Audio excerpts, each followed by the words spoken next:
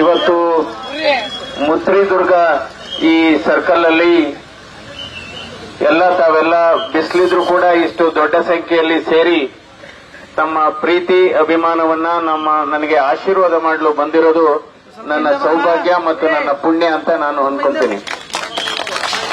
ಯಾಕೆಂದ್ರೆ ಈ ಚುನಾವಣೆಯ ಮಹತ್ವ ಏನು ಎಂಬುದನ್ನ ಈಗಾಗಲೇ ನಮ್ಮ ಮುಖಂಡಗಳು ಕೃಷ್ಣಕುಮಾರ್ ಅವರು, ಬಾಬು ಅವರು ಮತ್ತು ನಾರಾಯಣ ಸ್ವಾಮಿ ಅವರು ಎಲ್ಲ ಸಂಕ್ಷಿಪ್ತವಾಗಿ ಹೇಳಿದ್ದಾರೆ. ಇದು ದೇಶದ ಚುನಾವಣೆ, ಇದು ದೇಶದ ಸಮಗ್ರತೆಗೆ, ರಕ್ಷಣೆಗೆ ಮತ್ತು ಆರ್ಥಿಕ ಸುಭದ್ರತೆಗೆ ಮತ್ತು ಹಲವಾರು ಕಾನೂನನ್ನ ರೂಪಿಸುವಂತಹ ಒಂದು ಚುನಾವಣೆ. ಹೀಗಾಗಿ ತಾವೆಲ್ಲ ನನಗೆ ಮತ ಕೊಡಬೇಕು. ನಾನು ನಿಮ್ಮ ಮನೆ ಬಾಗಿಲಿಗೆ ಬಂದಿರತಕ್ಕಂತ ಉದ್ದೇಶ ಏನು ಅಂದ್ರೆ, ನೀವೆಲ್ಲ ನಂದು ಕ್ರಮ ಸಂಖ್ಯೆ 1 ಮತ್ತು ಕಮಲದ ಗುರುತಿಗೆ ನಾನು ಬಿಜೆಪಿ ಮತ್ತು ಜೆಡಿಎಸ್ ಎನ್ಡಿಎ ಅಭ್ಯರ್ಥಿಯಾಗಿ ಬಿಜೆಪಿಯಿಂದ ಸ್ಪರ್ಧೆ ಮಾಡಿದ್ದೇನೆ. ಇಂಥ ಸಂದರ್ಭದಲ್ಲಿ ನನ್ನ ಗುರುತು ಕಮಲ ಆಗಿದ್ದು, ತಾವೆಲ್ಲ ಈ ಕಮಲವನ್ನ ಅರಳಿಸಬೇಕು, ಅದರಿಂದ ನನ್ನನ್ನ ದೆಹಲಿಗೆ ಸಂಸದನಾಗಿ ಕಳಿಸ್ಕೊಡ್ಬೇಕು ಅಂತ ಕಳಕಳಿಯ ಮನವಿಯನ್ನ ನಾನು ಮಾಡ್ತೇನೆ. ಅಂದ್ರೆ ಈಗಾಗಲೇ ನಾರಾಯಣ ಸ್ವಾಮಿ ಅವರು ಯಾವ ರೀತಿ ಈ ಸಮಾಜ ಸಾಗಿದೆ, ಸರ್ಕಾರ ಸಾಗಿದೆ ಅಂತ ಹೇಳ್ತಾ ಇದ್ದಾರೆ.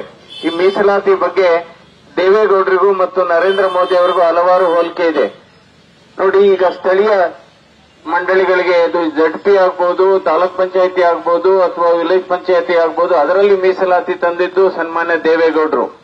ಆದರೆ ವಿಧಾನಸಭೆ ಮತ್ತು ವಿಧಾನ ಪರಿಷತ್ತು ಮತ್ತು ಲೋಕಸಭೆಯಲ್ಲಿ ಮೀಸಲಾತಿ ತಂದಿದ್ದು ನರೇಂದ್ರ ಮೋದಿ ಅವರು. ಹೀಗಾಗಿ ಇವತ್ತು ಹಲವಾರು ಹೋಲಿಕೆಗಳನ್ನ ನಾವು ನೋಡ್ತೇವೆ. ಇವತ್ತು ರೈತರಿಗೂ ಕೂಡ ಕೇಂದ್ರ ಸರ್ಕಾರ ಉತ್ತಮವಾದಂತಹ ಸಹಾಯ ಮಾಡ್ತಾ ಇದೆ.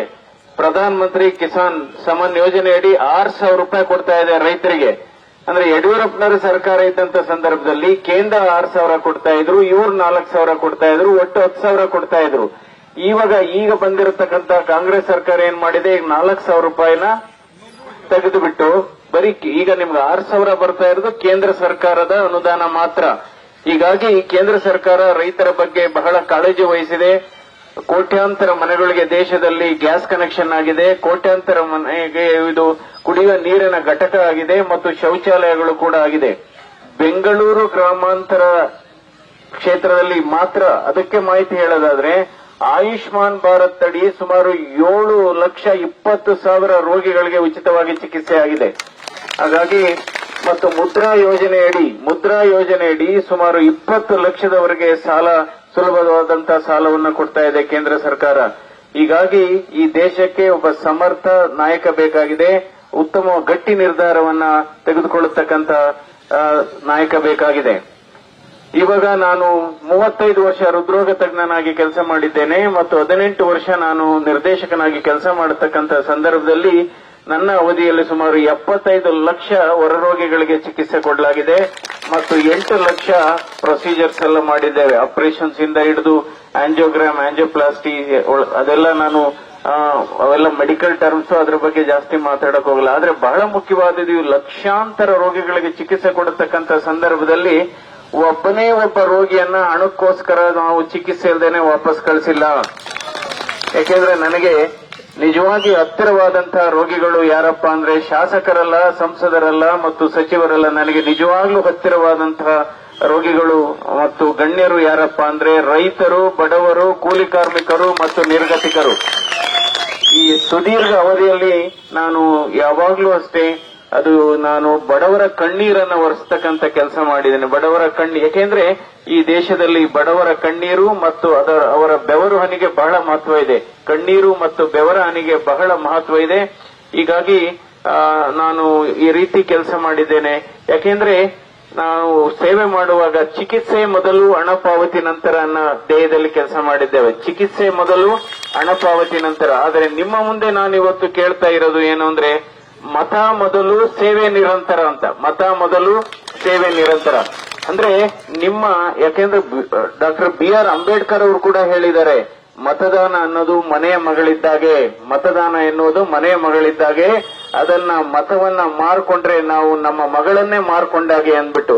ಅದರಿಂದ ತಾವು ನಂದು ಕ್ರಮ ಸಂಖ್ಯೆ 1 ಆಗಿರುತ್ತೆ ಮತ್ತು ಗುರುತು ಕಮಲ ಆಗಿರುತ್ತೆ. ಹೀಗಾಗಿ ನೀವು ಕಮಲದ ಗುರುತಿಗೆ ಮತವನ್ನ ಹಾಕಬೇಕು. ಈಗಾಗಲೇ ನೀರಾವರಿ ಬಗ್ಗೆ ಅದೆಲ್ಲ ತಮ್ಗೆಲ್ಲ ಗೊತ್ತಿದೆ. ತಾವೆಲ್ಲ ಬುದ್ಧಿವಂತರಿದ್ದೀರಿ, ವಿಚಾರವಂತರಿದ್ದೀರಿ ಮತ್ತು ಜ್ಞಾನವಂತರಿದ್ದೀರಿ. ಒಂದು ಸಣ್ಣ ಕಥೆಯನ್ನು ಹೇಳಿ ಯಾವ ರೀತಿ ಚುನಾವಣೆ ಸಾಗ್ತಾ ಇದೆ. ಹಲವಾರು ಕಡೆ ಕುಣಿಗಲ್ ವಿಭಾಗದಲ್ಲೇ ಕೂಡ ಹಲವಾರು ಹಲ್ಲೆಗಳಾಗಿದೆ, ದೌರ್ಜನ್ಯಗಳಾಗಿದೆ. ಇದು ನಿರ್ಭೀತಿಯಿಂದ ತಾವು ನೈತಿಕವಾಗಿ ಮತದಾನ ಮಾಡಬೇಕು. ಇಲ್ಲಿ ನಾವೆಲ್ಲ ನಿಮ್ ಜೊತೆ ಇರುತ್ತೆ, ಪಕ್ಷ ನಿಮ್ ಜೊತೆ ಇರುತ್ತೆ. ಧೈರ್ಯವಾಗಿ ಇದ್ದು ನೀವು ಮತವನ್ನ ಚಲಾಯಿಸಬೇಕು. ಒಂದು ಕತೆ, ಸಣ್ಣ ಕತೆ ಹೇಳಿ ನಾನು ನನ್ನ ಮಾತನ್ನ ಮುಗಿಸ್ತೀನಿ. ನೋಡಿ, ಈಗ ನಮ್ಮ ಇದರಲ್ಲಿ ಸತ್ತೋದ ಮೇಲೆ ನಾವು ಅನ್ಕೊಂತೀವಿ ನರಕಕ್ಕೆ ಹೋಗ್ತೀವೋ ಸರ್ಕಕ್ಕೆ ಹೋಗ್ತೀವೋ ಅಂತ ಅನ್ಕೊಂತೀವಿ. ಅಂದ್ರೆ ಒಬ್ಬ ಸತ್ತೋದ ಮೇಲೆ ಇದು ಮೇಲ್ಗಡೆ ಹೋಗ್ತಾನೆ, ಅಲ್ಲಿ ಚಿತ್ರಗುಪ್ತ ಅಂತ ಇರ್ತಾನೆ. ಅವನು ಹೇಳ್ತಾನೆ, ನೋಡಪ್ಪ ಇಲ್ಲಿ 2 ವಿಭಾಗ ಇದೆ, ಒಂದು ನರಕದ ವಿಭಾಗ, ಒಂದು ಸ್ವರ್ಗದ ವಿಭಾಗ, ಹೋಗ್ ನೋಡು ಅಂತ ಹೇಳ್ತಾನೆ.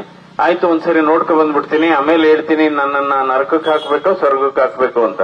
ಫಸ್ಟ್ ಹೋಗಿ ನರಕ ನೋಡ್ಕೊತಾನೆ. ಅಲ್ಲಿ ಹೋಗಿ ನೋಡಿದ್ರೆ ಎಲ್ಲ ಮೋಜು ಮಸ್ತಿ ನಡೀತಾ ಇರುತ್ತೆ. ಚಿಕನ್ ಬಿರಿಯಾನಿ, ಮಟನ್ ಬಿರಿಯಾನಿ, ಎಲ್ಲ ಡ್ರಿಂಕ್ಸು, ಇಸ್ಪೀಟು, ಡ್ಯಾನ್ಸು ಎಲ್ಲ ಇರುತ್ತೆ. ಅವನು ಬಂದು ಹೇಳ್ತಾನೆ ಚಿತ್ರಗುಪ್ತನ ಹತ್ರ, ಚೆನ್ನಾಗಿದೆ ನರಕ, ಆದ್ರೂ ಒಂದ್ಸರಿ ನಾನು ಸ್ವರ್ಗ ನೋಡ್ಬಿಡ್ತೀನಿ ಅಂತ ಹೇಳ್ತಾನೆ. ಸ್ವರ್ಗದ ವಿಭಾಗಕ್ಕೆ ಹೋದ್ರೆ ಏನೆಲ್ಲ ನಿಶಬ್ದ, ಶಾಂತಿ, ಎಲ್ಲ ಧ್ಯಾನ ಮಾಡ್ತಾ ಇರ್ತಾರೆ. ವಾಪಸ್ ಬಂದು ಹೇಳ್ತಾನೆ, ಈ ಸ್ವರ್ಗ ಪರವಾಗಿಲ್ಲ, ನರಕಕ್ಕೆ ಕಳಿಸ್ಬಿಡಪ್ಪ ನನ್ನ ಅಂತ. ಅದೇನಾಗುತ್ತೆ, ನರಕಕ್ಕೆ ಹೋದ್ಮೇಲೆ ಒಂದ್ ದಿವಸ ಇದೆಲ್ಲ ಇರುತ್ತೆ. ನೆಕ್ಸ್ಟ್ 2ನೇ ದಿವಸ ಅಲ್ಲಿ ಶುರುವಾಗುತ್ತೆ. ಅವ್ರನ್ನ ಕಾದ ಎಣ್ಣೆಲಿ ಎಜ್ಜೋದು, ನಂತರ ಅದು ರಾಡ್ನೆಲ್ಲ ಹಾಕಿ ಚುಚ್ಚೋದು, ಕಣ್ ಚುಚ್ಚೋದು, ಇದೆಲ್ಲ. ಅವನ್ ಬಂದ್ ಕೇಳ್ತಾನೆ, ಇದೇನ ನೆನ್ನೆ ಅಷ್ಟೊಂದು ಮೋಜು ಮಸ್ತಿ ಇತ್ತು, ಡ್ರಿಂಕ್ಸು ಅದೆಲ್ಲ ಇತ್ತು, ಇವತ್ ನೋಡಿದ್ರೆ ಇಲ್ಲಿ ಚಿತ್ರಹಿಂಸೆ ಅಂದಾಗ. ಅದಕ್ಕೆ ಚಿತ್ರಗುಪ್ತ ಹೇಳ್ತಾನೆ, ನೋಡಪ್ಪ ನೆನ್ನೆ ನಡೀತಿದ್ದು ಎಲೆಕ್ಷನ್, ಅದಕ್ಕೋಸ್ಕರ ಇದೆಲ್ಲ ಇತ್ತು. ಸೊ ಅದಕ್ಕೋಸ್ಕರ ಇತ್ತು, ಈಗ 2 ಎಲೆಕ್ಷನ್ ಮುಗಿದೋಗಿದೆ, ನಮ್ಮ ಆಟ ಶುರುವಾಗಿದೆ ಅಂತ ಹೇಳ್ತಾನೆ. ಸೊ ಅದಕ್ಕೋಸ್ಕರ ತಾವು ಮನಸ್ಸು ಮಾಡಿ ತಮ್ಮ ಎಲ್ಲ ಅತಿ ಹೆಚ್ಚಿನ ಮತಗಳನ್ನ ಹಾಕಿ ಕಳಿಸ್ಕೊಡ್ಬೇಕು. ಯಾಕೆಂದ್ರೆ ಈ ನಿಮ್ಮ ಒಂದೊಂದು ಮತದಾನ ಇದು ಬಹಳ ಪವಿತ್ರವಾದದ್ದು. ಇದು ದೇಶದ ಇತಿಹಾಸವನ್ನ ಬದಲಾಯಿಸುವಂತದ್ದು, ದೇಶದ ಭರವಸೆಯನ್ನ ಬದಲಾಯಿಸುವಂತದ್ದು, ದೇಶದ ಇತಿಹಾಸವನ್ನ ಬರೆಯುವಂತದ್ದು. ಹಾಗಾಗಿ ತಮ್ಮ ಮತಗಳನ್ನ, ಅಮೂಲ್ಯವಾದ ಮತಗಳನ್ನ ಕೊಡಬೇಕು. ಯಾಕೆಂದ್ರೆ ಇವತ್ತು ಏನೇನೋ ಕೊಡಬಹುದು, ನೋಡಿ, ಶಾಶ್ವತವಾದಂತ ಯೋಜನೆಗಳು ಮುಖ್ಯ. ಈಗ ರೋಡ್ ಮಾಡ್ತಾರೆ ಶಾಶ್ವತ, ಕೆರೆ ಮಾಡ್ತಾರೆ ಶಾಶ್ವತ, ಆಸ್ಪತ್ರೆ ಕಟ್ತಾರೆ ಶಾಶ್ವತ, ಅದು ಸ್ಕೂಲ್ ಕಟ್ತಾರೆ ಶಾಶ್ವತ, ಅದು ಇದು ಕೊಡೋದು. ನಮ್ ಜನ ಏನು ಅಂದ್ರೆ, ಈಗ ನೋಡಿ, ಕುಮಾರಸ್ವಾಮಿ ಅವರು ಮುಖ್ಯಮಂತ್ರಿ ಆಗಿದ್ದಾಗ ಸುಮಾರು 28,000 ಕೋಟಿ ರೈತರ ಸಾಲವನ್ನ ಮನ್ನಾ ಮಾಡಿದ್ರು. ಅಂದ್ರೆ ನಿಮ್ ಬ್ಯಾಂಕ್ ಅಲ್ಲಿ ಇದ್ದಿದ್ದು ಮನ್ನಾ ಆಯ್ತು, 50,000 1 ಲಕ್ಷನೋ ಏನೋ ಆಯ್ತು. ಜನ 50,000 1 ಲಕ್ಷ ಮನ್ನಾ ಆಗಿರೋದು ಅವ್ರ ಜ್ಞಾಪಕಕ್ಕೆ ಬರೋದೇ ಇಲ್ಲ. ಕೈಲಿ ಏನಾದ್ರೂ 500,000 ಕೊಟ್ರೆ ಅದೇ ಜ್ಞಾಪಕ ಬರುತ್ತೆ. ಸೊ ಅದು ಬಿಟ್ಟು ಬಿಡಬೇಕು. ಸೊ ಈಗಾಗಲೇ ನಾರಾಯಣ ಸ್ವಾಮಿ ಅವರೆಲ್ಲ ಒತ್ತಿ ಒತ್ತಿ ಹೇಳಿದ್ದಾರೆ, ಕಮಲದ ಗುರುತಿಗೆ ಹಾಕಬೇಕು, ಕಮಲವನ್ನ ಅರಳಿಸಬೇಕು. ನಾವು ನಿಮ್ಮ ಜೊತೆ ಇರ್ತೇವೆ. ನಾನು ನಿಮ್ಮ ಪ್ರತಿಧ್ವನಿಯಾಗಿ, ನಿಮ್ಮ ಧ್ವನಿಯಾಗಿ ಸಂಸತ್ನಲ್ಲಿ ಕೆಲಸ ಮಾಡ್ತೇನೆ. ಎಲ್ಲರಿಗೂ ನಮಸ್ಕಾರ. ನ್ಯೂಸ್ ಫಸ್ಟ್, ನಿರ್ಭೀತಿಯಿಂದ ನಿಮ್ಮ ಪರವಾಗಿ.